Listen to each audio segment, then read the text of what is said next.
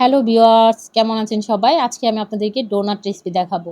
সেই জন্য এখানে মুরগির মাংসের কিমা, তারপরে সিদ্ধ করা আলু, কাঁচামরিচ কুচি, ধনিয়া পাতা কুচি, বিস্কুটের গুঁড়া আর পেঁয়াজ কুচি দিয়ে দিলাম, আর আদা রসুন বাটা আর সামান্য পরিমাণে এখানে জিরা বাটা দিয়ে দিলাম, আর একটা ডিম, আর এখানে বেসন দিয়ে দিলাম 2 কাপ, আর একটু ঘি দিয়ে দিলাম। ঘিয়ের বদলে আপনারা বাটার ব্যবহার করতে পারেন।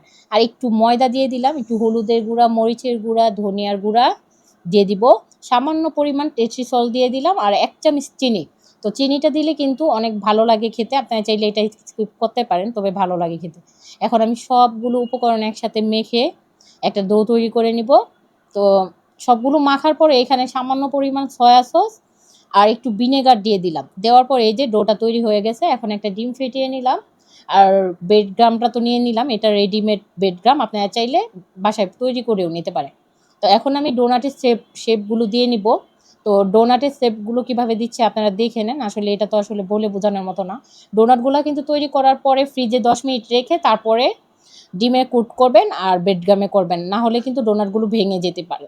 তো আপনারা চাইলে কিন্তু এভাবে ডোনাট তৈরি করে একদম 1 মাসের জন্য রেখে দিতে পারেন, যখন মন চায় ফ্রিজের থেকে বের করে কিন্তু খেতে পারেন।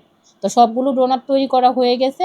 এখন আমি আপনাদেরকে তেলেও ভেজে দেখাচ্ছি এটা ভাজার পরে কেমন হয়। এটা খেতে কিন্তু দারুণ লাগে।